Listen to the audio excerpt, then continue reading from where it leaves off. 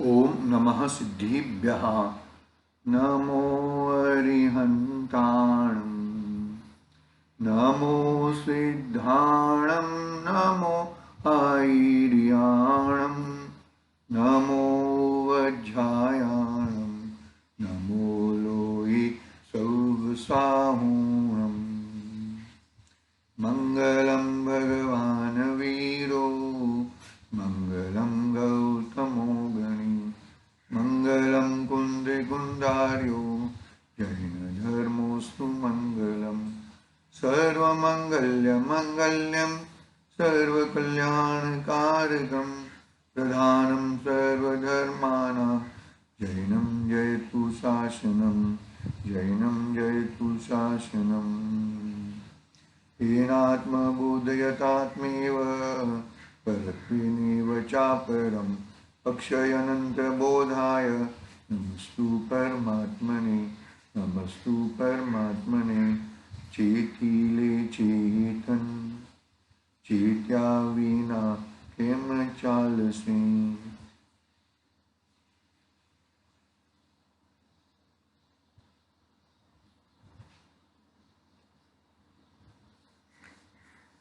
समाधि तंत्र आचार्य पूज्यपाद स्वामी का एक महान ग्रंथ अपने सामने विराजमान है। आचार्य देव यह बताते हैं कि जब तक तू अनात्मा में तेरा चित्त रखेगा तब तक तेरा चित्त व्याकुलता से रहित रहेगा, व्याकुलता सहित होएगा। चाहे तू ग्राम में हो, गांव में हो या गांव में हो या जंगल में हो, अपना स्थान में ही जो तू बसेगा तो तुझे बाहर के कोई भी संयोग हो तुझे तकलीफ नहीं दे सकते। पहले से ही कहते आते हैं ना, जो भी परिणाम हो रहे हैं वो परिणामों का कर्ता अन्य द्रव्य नहीं है, वो परिणामों का कर्ता मैं स्वयं हूं। वो परिणाम मैं ही करता हूं और कोई कर्ता नहीं है। धीरज पूर्वक शांति से ये अंतर आत्मा वाला जीव अपने आत्मा तक कैसे पहुंचता है उसकी सुंदर बात आचार्य देव बताते हैं। अंतरात्मा बनने के बाद ऐसा मत समझ लेना कि मेरा कार्य पूरा हो गया। सम्यक दर्शन आदि प्राप्त करना वो मेरा टारगेट नहीं है। मेरा टारगेट तो पूर्ण सुख प्राप्त आए, पूर्ण सुख की प्राप्ति हो जाए, जहां पे कषाय का कण न हो ऐसे मुझे प्राप्त हो जाए, वो मुझे चाहिए। ठीक है, इस तरह अपना 73 नंबर का श्लोक पूरा हुआ था। अमित गति आचार्य देव ने भी कहा, क्या कहा कि बाहर की चट्टाई, पत्थर, घास के ऊपर जमीन, लकड़ी का पटिया, वो सब ध्यान करने के लिए साधन नहीं है। देखो क्या कहा, इत्यादि ध्यान के लिए निसार है, उससे ध्यान नहीं होता। ये मेरी जगह है, मेरी जगह पे तुम बैठ गए हो, इस तरह से ध्यान नहीं होता। ध्यान तो क्या कहा, क्योंकि जिसने राग द्वेष और विषय कषाय रूप शत्रु को दूर किया है, वैसे पुरुष को तो उसका आत्मा ही ध्यान के लिए सच्चा अत्यंत निर्मल आसन है, ऐसा ज्ञानी जनों ने माना है। तब क्या है, मेरे अंदर जो विकारी भाव, राग द्वेष आदि विकारी भाव पैदा होते हैं वही मेरे शत्रु है। वैसे ही पुरुष को तो इसका आत्मा ही ध्यान के लिए सच्चा अत्यंत निर्मल आसन है। सच्चा अत्यंत निर्मल आसन है।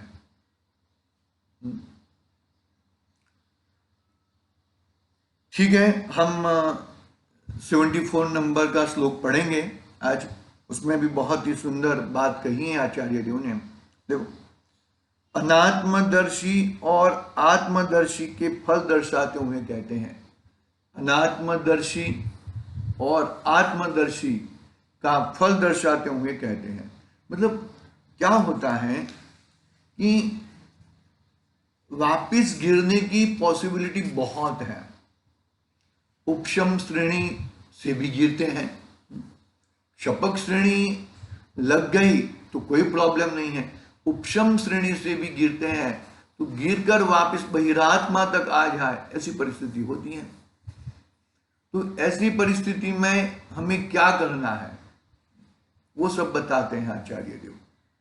ज्यादा लंबा समय तक नहीं रहती है, लेकिन मैक्सिमम काल कहाँ अर्धपुद्गल परावर्तन तक रहता है, ऐसा कहाँ। सम्यक दृष्टि जीव यदि उपशम श्रेणी से गिरा हुआ जीव यदि अंतर्मुहूर्त में वापिस ऊपर जा सकता है, क्षपक श्रेणी भी लगा सकता है, लेकिन मैक्सिमम अर्धपुद्गल परावर्तन तक वो संसार में परिभ्रमण कर सकता है। अपनी चीज को संभालने का बहुत पुरुषार्थ करो, बहुत अत्यंत पुरुषार्थ करो। अपनी चीजों को हम कैसे संभालें, किस तरह से अपनी चीज में आ जाए, उसका बहुत ही जबरदस्त पुरुषार्थ करो भैया। इसका पुरुषार्थ और कोई मत करो। देखो, पढ़ते हैं हम यहां से 74 नंबर का श्लोक। देहांतरगते बीजम देहस्मिन्नात्म भावना बीजम विदेह निष्पत्ति रात्मने वात्म भावना आत्म बुद्धि देह में देहांतर का मूल आत्म बुद्धि जब आत्म में आत्म बुद्धि जब आत्म में हो तन ही निर्मूल। अरे देह होने से क्या होता है, मैं तो अदेही हूं, देह से मेरा कुछ नहीं। देह छता जेनी दशा वर्ते देहातीत, कहते ना विसर्जन पाठ में बोलते हैं हम। मैं देह होने के बावजूद भी मैं देहातीत होकर अपने आप को अनुभव करता हूं। हर जगह पे ज्ञानियों के वचन एक समान ही होते हैं। ज्ञानियों के वचन में द्विविधपणु नहीं आता, अज्ञानियों के वचन में द्विविधपणा आते ही रहता है और झगड़ा होते रहता है। ज्ञानियों में कभी झगड़ा हुआ ऐसा दिखा क्या? सहज भाव, सहज रहते हैं और शांति पूर्वक जीवन चलता है भैया। देखो क्या कहते हैं यहां पे,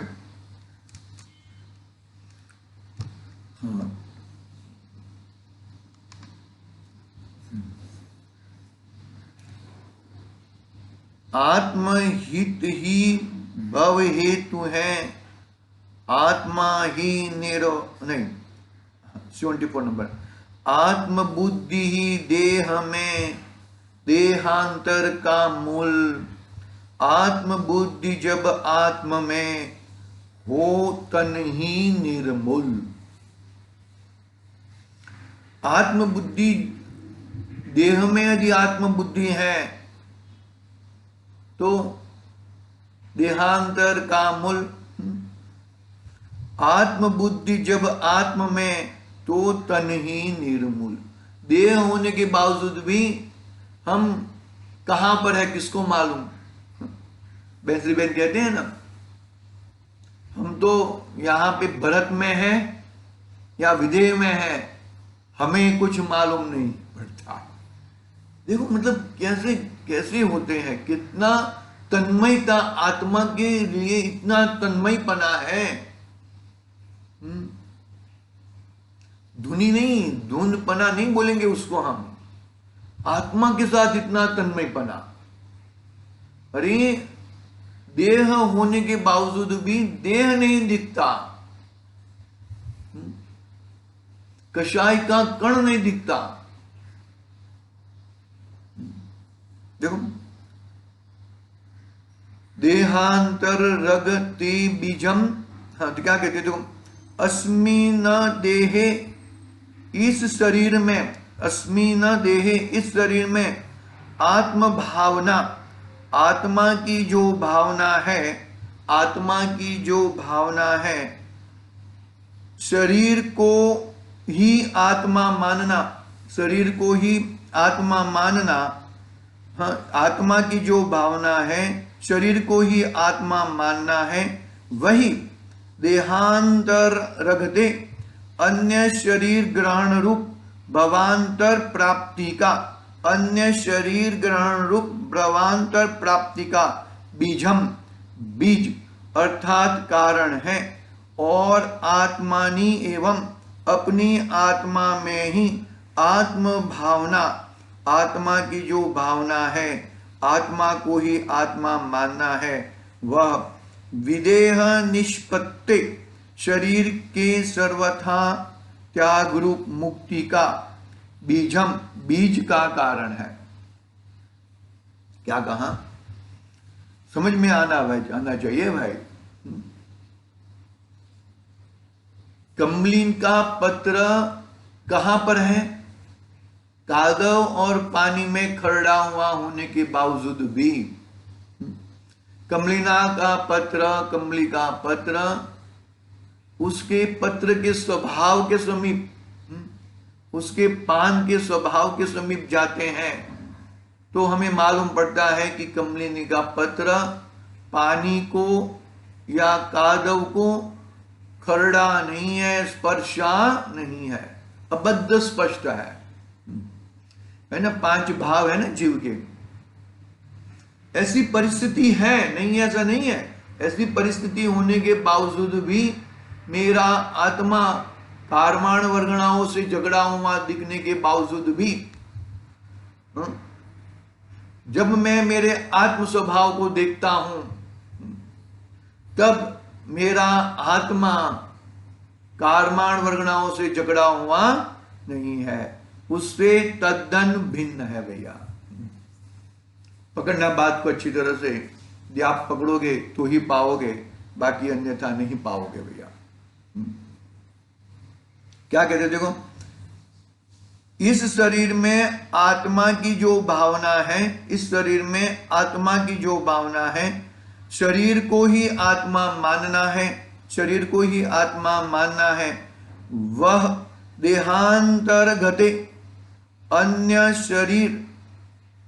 शरीर ग्रहण रूप भवांतर प्राप्ति का बीज, भवांतर प्राप्ति का बीज है। मतलब नया शरीर ग्रहण, नया शरीर मिलने का बीज है। वो क्या बीज है कि इस शरीर में आत्मा की जो भावना है, शरीर को ही आत्मा मानना है, वही अन्य शरीर ग्रहण रूप भवांतर प्राप्ति का बीज है, अन्य शरीर मिलने का बीज है, अर्थात कारण है।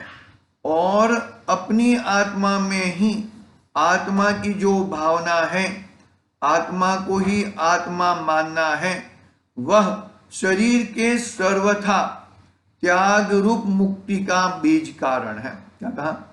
अपनी आत्मा में ही आत्मा की जो भावना है, आत्मा को ही आत्मा मानना है, वह शरीर के सर्वथा त्याग रूप मुक्ति का बीज का कारण है। देह होने के बावजूद भी, देह से भिन्न, कर्म से झगड़ा हुआ होने के बावजूद, द्रव्य कर्म, भाव कर्म, नो कर्म से झगड़ा हुआ होने के बावजूद भी वो कर्मों से मैं अतीत हूं, अबद्ध स्पष्ट हूं, अनन्य हूं, अविशेष हूं, अणसंयुक्त हूं, नियत हूं, ऐसा भाव अपने साथ रखेगा तो ही उसका कल्याण हो सकता है। बाकी अकल्याण में जीवन भर से है, अनादि से है, पर कल्याण करता रहेगा। बहुत ही सुंदर बात बताई है 74 नंबर की श्लोक में कि तू अपने परिणामों में क्या चीज पकड़ के बैठा है, अपने आप को तू क्या मान के बैठा है। अपने आप को तूने आत्मा मान के बैठा है तो आत्मा मिलेगा, और अपने आप को तूने अनात्मा मान के बैठा है तो तुझे अनात्मा मिलेगा। तू अपने आप को क्या मान के बैठा है वो चीज तेरे लिए है। बाकी तो भाई सब अपनी अपनी है, अपने अपने अच्छी तरह से समझना चाहिए, अपने अपने देखना चाहिए। इस तरह आज की बात यहाँ पे पूरी करते हैं, कल देखेंगे। आज के लिए अभी के लिए ओम नमः सिद्धि ब्याह। निज निधि निज में बताई आनंद उपकार है, उसके लिए जिन वाणी माँ को वंदना सत बार है। उसके लिए जिन वाणी माँ को वंदना